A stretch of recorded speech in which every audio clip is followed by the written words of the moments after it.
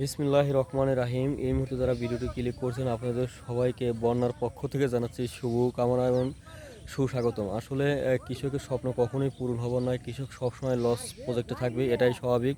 কিন্তু মানুষ আমরা জানি যে কৃষক মানে সবসময় লাভ করে থাকে, এটা আসলে এই তথ্যটি সবারই ভুল ধারণা। কৃষকের স্বপ্ন একটাই, তাদের স্বপ্ন থাকে শুধু নির্দিষ্ট একটা সময়ের মধ্যে সবার কাছে প্রয়োজনীয় যে খাদ্য সামগ্রী সেটা তুলে দেওয়া, মানুষের মৌলিক চাহিদা পূরণ করে একমাত্র কিন্তু কৃষকই।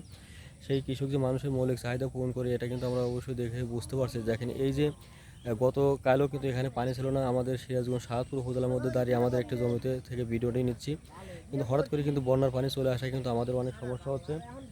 এই যে এই বন্যার পানিতে কিন্তু অলরেডি আমাদের এই যে বন অলরেডি পানিতে ভেসে যাচ্ছে, এতে আমাদের সমস্যা হবে। আমাদের বাড়িতে বেশ কয়েকটি গরু আছে, এতে গবাদি পশুর খাদ্যতে সমস্যা হবে।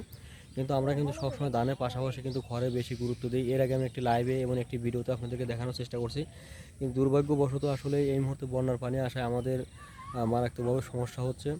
যার ফলে কিন্তু আমাদের এখন এই মুহূর্তে সাধারণত দিনমজুর যারা কাজ করে তাদেরকেও বেশি পাওয়া যাচ্ছে না। মানুষ বিভিন্ন কাজে ব্যস্ত থাকায় কিন্তু নির্দিষ্ট সময়ের মধ্যে আসলে আমাদের যে যতটা লেবার বা দিনমজুরি দরকার সেটা কিন্তু আমরা পাচ্ছি না, যার ফলে আমাদের অনেক সমস্যা হচ্ছে।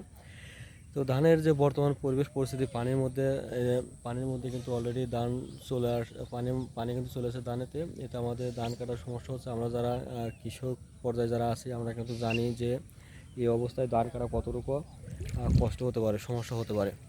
তো যাই হোক, সর্বশেষ সবাইকে আমাদের এলাকার পরিবেশ পরিস্থিতি দেখাইতে পারলাম, এতে আমার অনেকটা ভালো লাগতেছে। যারা এই কৃষককে ভালোবাসেন অন্তত কৃষককে একটু সহযোগিতা করবেন, কৃষকের পাশে একটু দাঁড়াবেন। কৃষকের পণ্য যখন আমরা ক্রয় করব অন্তত একটু ভেবে চিন্তে ক্রয় করব। কৃষক কখনোই কোনো ফসলে কিন্তু বর্তমান সময়ে লাভবান হতে পারে না, তাদের স্বপ্ন শুধু একটাই থাকে, মানুষকে একটা নির্দিষ্ট সময়ের মধ্যে সকল মানুষকে একটা নির্দিষ্ট সময়ের মধ্যে কিন্তু তারা ফসল তুলে দেবে এবং সকলেই যেন তারা ভালোভাবে কৃষকের পণ্য ব্যবহার করতে পারে, এটাই কিন্তু কৃষকের একটা আত্মতৃপ্তি থাকে সবসময়। মানুষের মৌলিক চাহিদা কিন্তু একমাত্র কৃষকই পূরণ করে, এই জিনিসটা কিন্তু আমাদের কখনোই বলে যাওয়া সম্ভব হবে না। কৃষককে যে কোনো পর্যায়ে যে কোনো অবস্থান থেকে কিন্তু সম্মান করতে হবে, শ্রদ্ধা করতে হবে।